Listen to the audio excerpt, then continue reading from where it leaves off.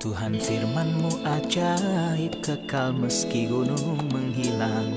Tiada huruf yang gagal, tak terpatahkan siasat. Hidup seperti-Mu ya Allah, lebih dari emas. Aku bersaksi kitab-Mu, kitab yang suci. Mendengarkan firman-Mu, hibur hati yang luka. Terangilah langkahku kemanapun ku pergi. Biarkanlah firman-Mu berkuasa atasku. Ubahkanku, bebaskanku, ku mau menyenangkan-Mu. Tuhan firman-Mu ajaib, kekal meski dunia. Ubah dan bebaskan aku, mau menyenangkan-Mu. Salam jumpa pemirsa terkasih, saya menyambut Anda sekalian dimanapun Anda berada dalam episode yang terbaru program studi harian kita Semua Kitab Suci. Dalam program ini kita akan mempelajari semua kitab yang ada di dalam Alkitab dari kitab Kejadian hingga Wahyu, setiap hari Senin hingga hari Jumat. Jika ini pertama kali Anda menyaksikan pembelajaran ini, Anda ingin menyaksikan pembelajaran sebelumnya, kitab lain dalam Alkitab, Anda bisa kunjungi website kami semuakitabsuci.com. di mana Anda bisa menemukan seluruh episode untuk Anda pelajari dan bagikan itu kepada sesama. Kita sedang mempelajari surat kepada jemaat Efesus, salah satu surat dari penjara yang ditulis oleh Rasul Paulus dari penjara di Roma, dan ini adalah surat dari sorga. Dalam episode hari ini kita akan mempelajari bagian pertama dari pasal 6, pasal terakhir dari ayat 1 sampai dengan ayat 9.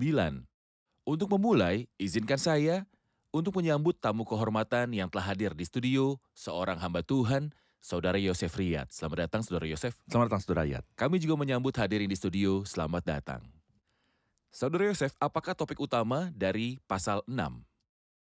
Pasal 6 dibagi menjadi dua bagian. Bagian pertama berhubungan dengan bagian akhir dari pasal 5. Dan bagian akhir adalah bagian tersendiri yang memberitahu kita tentang peperangan roh yang dialami oleh orang percaya.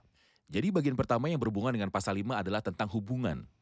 Di Ya. pasal 5 ada hubungan antara suami istri, hubungan dengan orang tua dan anak-anak, dan hamba dengan tuannya. Dan begitu juga sebaliknya. Jika Anda ingat, kita telah mengatakan bahwa di bagian kedua, dimulai dari pasal 4, Rasul Paulus membagi ini menjadi 3 lingkungan besar, yaitu lingkungan besar, lingkungan lebih besar, dan lingkungan yang sangat besar. Lingkungan pertama dimaksudkan dengan tubuh dan ia membicarakan ini dalam pasal 4 dari ayat 1 sampai 16. Lingkungan kedua dimaksudkan dengan keilahian Kristus.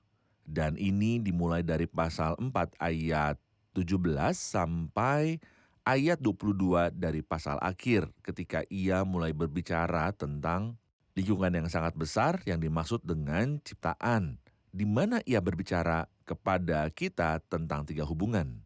Dan saya percaya aturan ini sangat penting.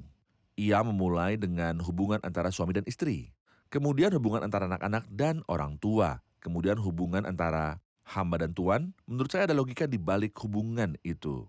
Pertama, ia memulainya dengan beritahu siapa yang harus tunduk.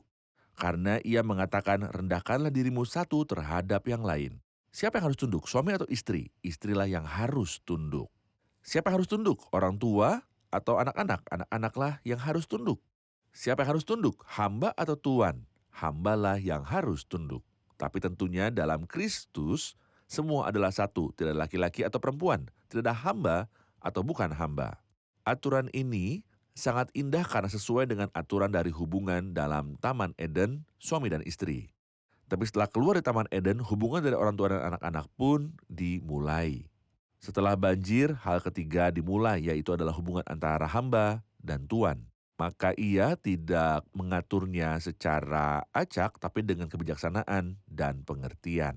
Sebelum kita memulai pembicaraan di pasal 6 tentang orang tua, anak-anak, dan hamba dan tuan, ada pertanyaan yang kita terima di pasal 5, kita telah berbicara tentang hubungan antara suami istri. Ya. Dan Alkitab telah berkata, dalam pasal 5 ayat yang ke-31, sebab itu laki-laki akan meninggalkan ayahnya dan ibunya dan bersatu dengan istrinya, sehingga keduanya itu menjadi satu daging. Apa yang dimaksud akan meninggalkan? Apakah itu berarti bahwa laki-laki atau anak muda akan menjauhi orang tuanya?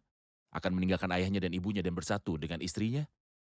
Menurut saya, ini mengungkapkan arti di sini hal yang baik bahwa kita memperhatikan ini. Pertama, ia harus menjadi laki-laki. Artinya dia bisa mengendalikan diri sendiri. Mengerjakan tanggung jawab. Mengerjakan tanggung jawab secara finansial ataupun dalam mengambil keputusan. Seorang suami tidak seharusnya bergantung kepada orang tuanya untuk membuat keputusan. Ia harus menjadi mandiri. Juga ia tidak seharusnya minta uang dari orang tua untuk istrinya. Ini bukan situasi alkitabiah. Laki-laki akan meninggalkan ayah dan ibunya, artinya ia harus bisa menjadi mandiri. Untuk mengandalkan diri sendiri karena ia yang harus memulai hidup baru dengan istrinya. Tapi ini bukan berarti bahwa ia harus mengabaikan orang tuanya, terlebih kalau mereka sedang membutuhkan, baik secara finansial ataupun psikis. Terkadang orang tua mengeluh tentang kesehatan dan membutuhkan anak mereka, dan menurut saya Tuhan tidak mengajarkan kita untuk mengabaikan orang tua kita karena sudah jelas dikatakan taatilah orang tuamu. Ini adalah hak mereka dan kita harus menghargainya. Terima kasih klarifikasinya. Kita lanjut ke pasal 6 dan membaca dari ayat 1 sampai dengan 4. Hai anak-anak, taatilah orang tuamu di dalam Tuhan, karena haruslah demikian. Hormatilah ayahmu dan ibumu, ini adalah suatu perintah yang penting. Seperti yang nyata dari janji ini, supaya kamu berbahagia dan panjang umurmu di bumi. Dan kamu bapak-bapak janganlah bangkitkan amarah di dalam hati anak-anakmu, tetapi didiklah mereka di dalam ajaran dan nasihat Tuhan. Sehubungan dengan hubungan antara orang tua dan anak, ia berbicara tentang anak terlebih dahulu dan memerintahkan mereka untuk menghormati orang tua mereka dalam Tuhan. Mohon jelaskan ide tentang berkat dari menaati orang tua dan tentang peran terhormat dari ketaatan dalam Alkitab dan bagaimana ini akan mendatangkan berkat. Tentunya Alkitab berbicara tentang anak-anak yang taat. Mungkin yang paling terkenal adalah Ishak. Ishak bukanlah seorang anak kecil seperti yang digambarkan ketika ayahnya membawanya untuk dikorbankan. Melainkan ia adalah anak muda yang kuat. Dan buktinya adalah bahwa Ishak yang membawa kumpulan kayu. Jika ia adalah anak kecil, Abraham akan bawa kumpulan kayu itu sendiri. Tapi Ishak adalah anak muda dan ia bisa saja memberontak kepada ayahnya Abraham kalau ia mau. Tapi Ishak adalah seorang yang taat. Tentunya kita bicara tentang ketaatan dari Ishak kepada Abraham. Tapi juga penting untuk membicarakan tentang alasan mengapa Ishak sangat taat kepada ayahnya walaupun ia adalah anak muda yang kuat. Dan juga Sarah dengan ketaatannya kepada Abraham. Apa rahasianya? Mengapa hari ini kita melihat banyak rumah tangga yang memiliki istri yang tidak taat dan anak-anak yang tidak taat? Mengapa? Menurut saya, rahasianya adalah dalam diri Abraham karena ia taat kepada Allah. Ketika Abraham mentaati Allah, ia membuat Sarah taat kepadanya dan juga Ishak. Sebab barang siapa menabur dalam dagingnya, ia akan menuai kebinasaan dari dagingnya. Jika saya mentaati Tuhan dan takut akan Dia, Allah akan membuat anak-anak saya mentaati saya. Dengan kata lain, ketika jalan manusia menyenangkan Tuhan, ia akan membuat musuhnya berdamai dengan dia. Sebenarnya yang Anda katakan sangatlah penting ketika Abraham sebagai panutan ketaatan telah menaati Tuhan dan ini berpengaruh terhadap Ishak dan Sarah. Ya. Kita ingat bahwa Tuhan mempercayakan seluruh ciptaan kepada Adam dan seluruh ciptaan tunduk kepada Adam, tetapi ketika ia melanggar perintah dari Allah, maka ciptaan dan binatang buas juga melanggar Adam dan ia kehilangan otoritas. Benar. Karena adanya contoh terhormat seperti ketaatan Ishak terhadap Abraham, tentu ada contoh lain yang adalah tidak terhormat yang diperingatkan Alkitab kepada kita. Anak-anak yang tidak menaati orang tuanya dan memberontak terhadap ayahnya, dan Alkitab sudah memperingatkan kita tentang anak itu. Faktanya Alkitab juga menuliskan peringatan dan menegur kita. Contohnya rumah tangga Daud terlebih Absalom yang suka memberontak. Yang bukan hanya melanggar ayahnya tapi juga ingin membunuh ayahnya. Ini adalah hal yang sangat buruk. Maka yang dituliskan dalam kitab Amsal telah terjadi dalam dia. Ada 2 ayat dalam kitab Amsal, mari kita membacanya terkait pembahasan ini. Dalam Amsal 23 dan Amsal 30. Amsal 23 berkata, dengarkanlah ayahmu yang memperanakan engkau, dan janganlah menghina ibumu kalau ia sudah tua. Dan Amsal 30 berkata hal yang berlawanan, mata yang mengolok-olok ayah dan enggan mendengarkan ibu akan dipatuk gagak lembah dan dimakan anak Raja Wali. Menurut saya ini hal yang serupa dengan apa yang telah terjadi kepada Absalom, anak yang tidak taat. Karena kepalanya tersangkut di Pohon terbantin, dia berada di antara surga dan dunia. Dan bagal yang di bawah dia terus berjalan. Dan ketika Yoab mengetahui hal ini, ia melempar tombak menembus jantungnya dan membunuh dia. Itu sangatlah menyeramkan. Kenapa? Karena dia tidak mentaati kata-kata ini, mata yang mengolok-olok ayah dan enggan mendengarkan ibu. Faktanya, hal yang paling umum terjadi pada hari-hari terakhir ini adalah ketidaktaatan dari anak-anak kepada orang tua mereka. Kita baca dalam Roma 1 dan dalam 2 Timotius 3, Roma 1 berbicara tentang orang bukan Yahudi yang tidak mengenal Allah dan tidak taat kepada orang tua mereka. Dalam kekristenan, pada hari-hari terakhir yang adalah hari-hari yang kita hidupi, sedihnya ciri-ciri yang sama disebutkan dalam 2 Timotius pasal 3, tidak taat kepada orang tua. Amin. Kiranya Tuhan menolong kita dengan kasih karunia-Nya untuk meniru contoh-contoh terhormat dalam Benar. Alkitab dan untuk menghindari yang tidak terhormat. Kita tidak boleh melupakan bahwa contoh yang paling terhormat adalah Kristus. Inilah yang harus kita bicarakan setelah rehat. Kita harus Oke. berbicara tentang Kristus, tentang Baik. ketaatan sejatinya. Kita rehat sejenak dan akan segera kembali. Pemirsa terkasih, kami akan segera kembali setelah rehat. Saya sangat bersimpati kepada anak yang menerima Tuhan sebagai penyelamatnya tanpa pengaruh orang tua yang bukan orang percaya. Mungkin ada waktunya ketika ia harus menaati Allah daripada manusia. Kalau ini yang Anda alami, saudara terkasih, hari ini saya harap Anda terdorong dan dikuatkan dalam Tuhan untuk tetap setia kepadanya, dan saya mendorong Anda untuk tetap mengasihi orang tua Anda dan berikan mereka rasa hormat.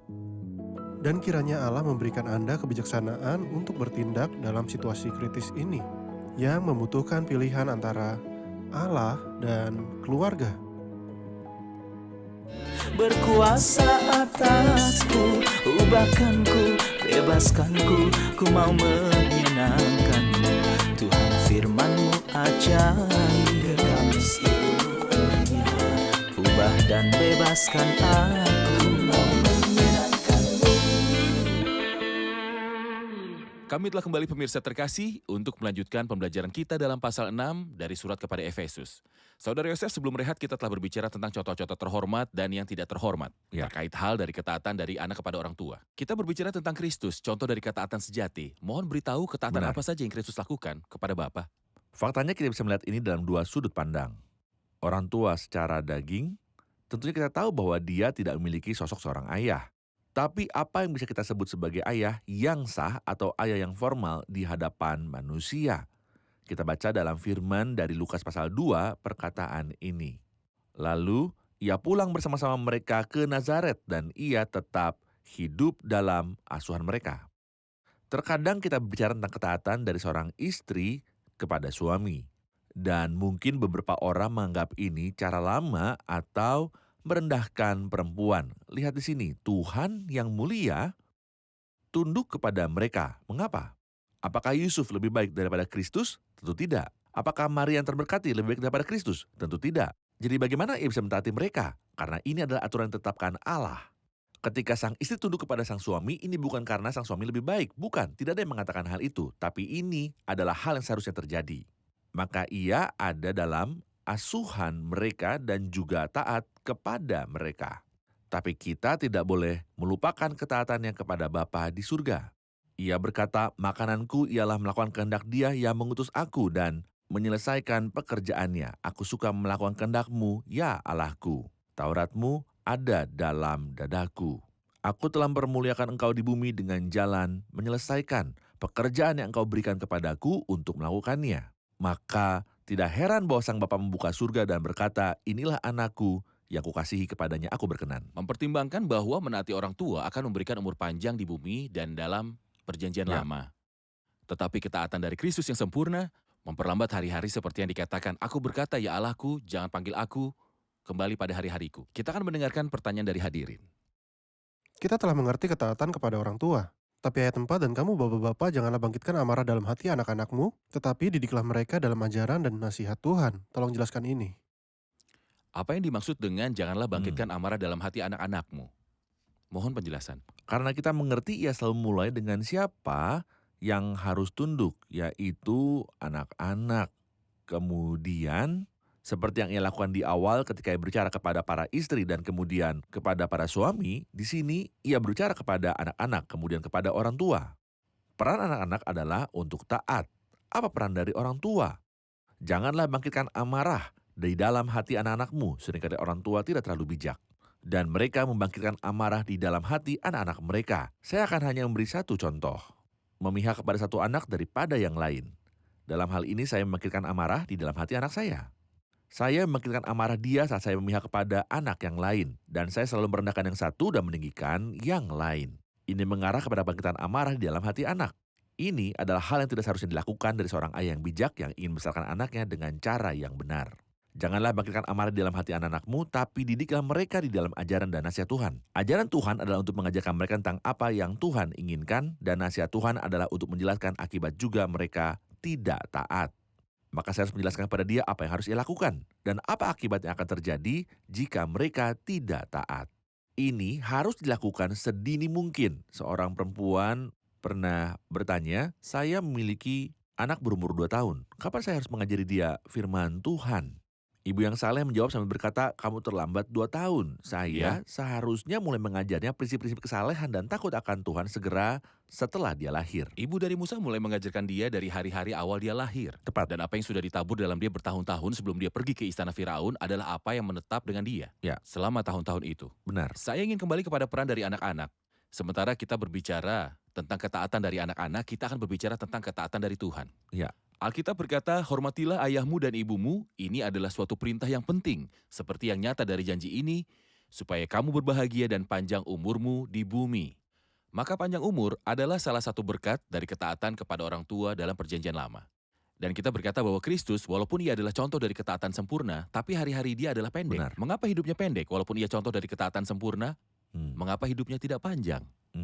Kita bisa memiliki 2 jawaban untuk pertanyaan ini. Jawaban pertama adalah bahwa ketaatan ini merupakan aturan yang pertama dengan janji panjang umur. Jika kita kembali kepada Ishak, ayahnya hidup selama 175 tahun. Yakub hidup selama 147 tahun dan Ishak hidup selama 180 tahun, lebih lama dari Abraham dan lebih lama dari Yakub. Karena ia memiliki ciri-ciri dari ketaatan. Maka jawaban pertama dari pertanyaan ini adalah bahwa perjanjian lama menjanjikan umur panjang, tapi perjanjian baru adalah hal yang berbeda. Bukan artinya bahwa Yohanes Pembaptis dan Stefanus yang mati pada masa jaya mereka karena mereka tidak taat kepada orang tua mereka. Karena dalam perjanjian baru adalah berbeda. Ini merupakan satu hal. Hal lain adalah untuk Kristus, permasalahannya berbeda. Kristus tidaklah mati karena waktunya sudah habis, tapi ia mati karena keinginannya sendiri. Dan jika ia mau memperpanjang hidupnya, ia tidak akan mati. Tapi ia mati karena ia datang dari surga bukan untuk hidup di dunia. Ia datang dari surga untuk mati di kayu salib. Untuk memuliakan Allah dan untuk mengalahkan musuh yaitu iblis. Dan untuk menghapus dosa kita dengan dirinya sendiri. Maka untuk Kristus ini hal berbeda. Karena ia mati dengan keinginannya sendiri. Ia tidak mati karena hidupnya sudah berakhir. Baik, kita rehat sejenak dan kembali untuk melanjutkan studi. Pemirsa terkasih, kami akan kembali setelah rehat. Ubahkanku, bebaskanku, ku mau menyenangkanmu. Tuhan firman-Mu ajaib, kami seluruhnya. Ubah dan bebaskan aku, mau menyenangkanmu. Kami telah kembali pemirsa terkasih untuk melanjutkan pembicaraan kita di pasal 6 dari surat Efesus. Saudara Yosef, bagian yang telah kita pelajari sebelum rehat adalah tentang hubungan timbal balik antara anak dan orang tua. Di sini ada pembicaraan tentang hubungan timbal balik antara hamba dan tuan. Alkitab berkata, hai hamba-hamba, taatilah tuanmu yang di dunia dengan takut dan gentar, dan dengan tulus hati sama seperti kamu taat kepada Kristus. Jangan hanya di hadapan mereka saja untuk menyenangkan hati orang, tetapi sebagai hamba-hamba Kristus yang dengan segenap hati melakukan kehendak Allah, dan yang dengan rela menjalankan pelayanannya seperti orang-orang yang melayani Tuhan dan bukan manusia. Kamu tahu bahwa setiap orang, baik hamba maupun orang merdeka, kalau ia telah berbuat sesuatu yang baik, ia akan menerima balasannya dari Tuhan. Dan kamu tuan-tuan, perbuatlah demikian juga terhadap mereka, dan jauhkanlah ancaman. Ingatlah bahwa Tuhan mereka dan Tuhan kamu ada di sorga, dan ia tidak memandang muka. Bagaimana Alkitab menggambarkan hubungan antara hamba dan tuan. Apa yang harus dilakukan? Dalam ayat-ayat ini yang Anda telah baca, ada 4 ayat yang di dalamnya dibicarakan oleh Rasul kepada para hamba. Dan yang mengejutkan di setiap ayat dari 4 ayat, Kristus atau Tuhan disebutkan. Dalam ayat pertama ayat 5, "Hai hamba-hamba, taatilah Tuhanmu yang di dunia dengan takut dan gentar dan dengan tulus hati, sama seperti kamu taat kepada Kristus."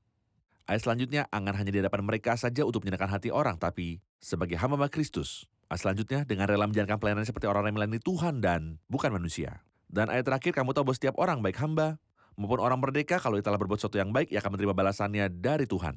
Yang saya mengerti dari sini adalah bahwa tidak peduli walaupun Tuhan itu jahat atau tidak, dia menghargai atau tidak, saya harus bekerja dengan setia. Para hamba harus setia dan melakukan apa yang dibutuhkan dari seorang hamba dengan kejujuran penuh. Jika sang Tuhan menghargai saya, maka itu bagus. Dan kalau dia tidak menghargai saya, tetap akan ada yang menghargai saya. Siapa dia? Dia yang saya layani, Tuhan Yesus Kristus. Dan hal yang benar adalah saya tetap melayani walaupun Tuhan saya jahat dan tidak adil. Saya menganggap bahwa saya melayani Kristus. Ayat 5 berkata, "Hai hamba-hamba, taatilah Tuhanmu yang di dunia dengan takut dan gentar dan dengan tulus hati, sama seperti kamu taat kepada Kristus." Saya bukan melayani manusia, maupun dia baik atau jahat, tapi saya melayani Kristus. Sebenarnya seringkali kita sadar dalam kehidupan nyata bahwa jika seorang pemimpin sedang mengawasi tempat kerja, Anda melihat bahwa semua orang menjadi disiplin dan mengerjakan tugas. Tapi jika pemimpin itu tidak ada, semua orang melakukan apa yang diinginkan mereka. Beberapa orang berpikir bahwa mereka memiliki hak untuk bekerja dengan lebih santai. Ya. Karena mereka berpikir mereka tidak dibayar dengan jumlah yang cukup. Ini bagaimana mereka membenarkan kerja mereka yang di bawah rata-rata. Sementara Alkitab mengajarkan saya bahwa saya melayani bukan hanya untuk menyenangkan hati orang, tapi Menyenangkan hati karena orang. Tuhan adalah yang melihat. Benar. Mohon berikan contoh Alkitabiahnya Saudara Yosef dari seseorang yang adalah pekerja atau hamba dan yang telah bekerja dengan setia tanpa terlihat, bukan untuk menyenangkan hati orang. Saya akan memberikan 2 contoh. Yang pertama adalah yang paling terkenal, Yusuf. Ia tadinya budak dari Potifar. Dan Tuhan yang percayakan dia dan memberikan semua tanggung jawab kepadanya. Tapi sang Tuhan memiliki istri yang tidak setia. Ia ingin melakukan perzinahan dengan Yusuf. Dan ia menolaknya dengan berkata, "Bahkan di rumah ini ia tidak lebih besar kuasanya daripadaku. Dan tiada yang tidak diserahkannya kepadaku selain daripada engkau sebab engkau istrinya." Maka ia melayani seperti yang melayani Tuhan, bukan untuk menyenangkan orang. Kalau ia, maka ia akan melakukan dosa itu dengan Potifar, tapi ia menolak. Kemudian Mordekai dalam kitab Ester. Ia adalah seorang hamba, seorang penjaga istana raja. Dan ia mendengar tentang rencana menentang raja. Dan melaporkannya kepada Ester yang kemudian memberitahukannya kepada Ahasiweros. Dan ketika ada pemeriksaan tentang hal itu pun bisa dikonfirmasi. Mordekai tidak dihargai, tapi ia tidak marah. Karena ia sadar bahwa ia sedang melayani Tuhan, tapi Tuhan yang memberikan imbalan sesuai dengan waktu yang tepat. Dan jika kita membaca kitab Ester, kita akan melihat kehebatan Allah yang memegang kendali dari semuanya. Kendali dari semuanya untuk memberikan imbalan kepada Mordekai pada waktu yang tepat untuk kesetiaannya. Ini adalah sesuatu yang sangat mendorong, bahkan ketika sang Tuhan tidak melihat kesetiaannya saat bekerja, tetapi Tuhan yang menyimpan imbalan untuk kita. Ya. Dan ini yang terjadi kepada Mordekai. Benar. Kita akan menerima pertanyaan dari hadirin. Ayat 5, "Hai hamba-hamba, taatilah Tuhanmu yang di dunia ini dengan takut dan gentar, dan dengan tulus hati sama seperti kamu taat kepada Kristus." Saya ingin bertanya tentang saat ini di mana kita tidak memiliki hamba, melainkan kita yang menjadi Tuhan. Hal ini menjadi tidak relevan untuk kita. Maka jika pemimpin itu kasar, apa yang harus dilakukan oleh pekerja biasa? Apakah ada hamba dan tuan pada masa kini? Jika tidak ada, maka ini tidak bisa berlaku untuk kita. Apakah arti hamba dan tuan? Tidak ada lagi. Mereka memang ada ketika surat ini ditulis, tapi yang dimaksud adalah untuk menggambarkan pemimpin dan bawahan. Maka ada pemimpin dan bawahan, pekerja dan ketua, dan kita harus memenuhi ini. Saya melayani. Jangan hanya di hadapan mereka saja untuk menyenangkan hati orang. Dan seperti Anda katakan bahwa seringkali pekerja tidak bekerja kecuali ada yang mengawasi mereka. Dan jika pengawas itu pergi, mereka akan berhenti bekerja. Itulah mengapa kamera ditempatkan di kantor-kantor. Benar. Tapi orang percaya tidak membutuhkan kamera pengawas karena mereka tahu bahwa ada kamera ilahi yang mengawasi mereka. dan bahwa Tuhan akan buat dia bertanggung jawab atas hal yang benar atau salah. Ini mengapa kita harus melayani. Seperti kita melayani Tuhan yang selalu dan selamanya mengawasi saya. Oke, dan bahkan jika sang tuan adalah tuan yang kasar, ia yang melayani atau bekerja mengetahui bahwa tuan mereka adalah Tuhan. Dan bahwa dia akan mempertanggungjawabkan tugas pengawasannya kepada Tuhan. Tidak ada yang lebih jahat daripada Raja Babel, tetapi Daniel tetap setia di bawah kerajaan Babel. Tidak ada yang lebih jahat dari kerajaan Mesir, tetapi Yusuf setia. Benar. Jika kita melihat sisi lain, yaitu para tuan. Dan kamu tuan-tuan perbuatlah demikian juga terhadap mereka, dan jauhkanlah ancaman. Apa yang harus para tuan lakukan? Dan jika ada contoh Alkitabiah dari seorang tuan yang memiliki pekerja, bawahan atau budak, bagaimana dia menanganinya? Hal penting yang ia katakan untuk para tuan di sini, ingat bahwa Anda bukanlah seorang tuan. Anda adalah budak dari Kristus dan suatu hari nanti Anda akan berdiri di hadapannya bersama dengan hamba-hamba. Dan akan diminta pertanggungjawaban atas kesetiaan Anda masing-masing sesuai dengan perannya. Ketika kita sadar akan hal ini, hari ini saya adalah tuan, hari ini saya adalah pemimpin. Tapi suatu hari nanti saya akan diminta pertanggungjawaban di hadapan Allah, seperti para pekerja saya. Saya harus yakin bahwa saya sudah setia kepada Tuhan maupun saya hamba atau tuan. Sebagai contoh yang sangat bagus, saya melihat Boas dalam kitab Rut. Dia sedang berurusan dengan para penuai dan pekerja lain dengan cara yang sangat sopan dan baik. Ia rela duduk di sebelah mereka saat waktu makan.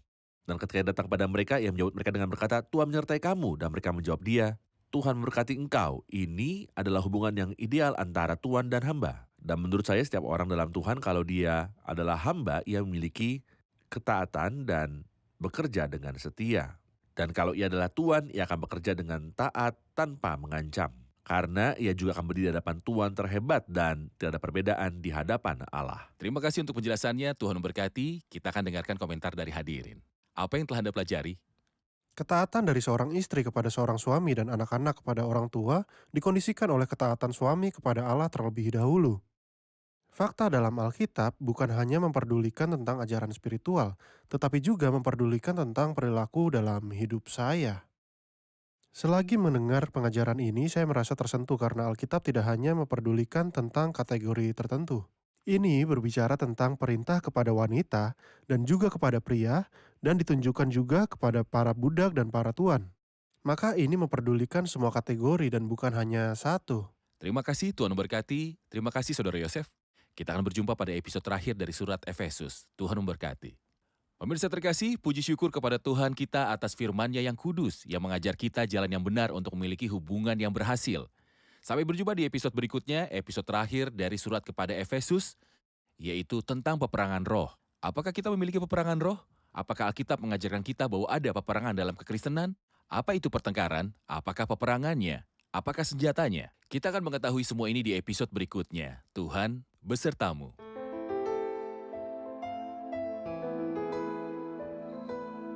Tuhan firman-Mu ajaib, kekal meski gunung menghilang. Tiada huruf yang gagal, tak terpatahkan siasat.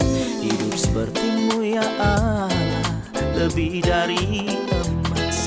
Aku bersaksi kitab-Mu, kitab yang suci.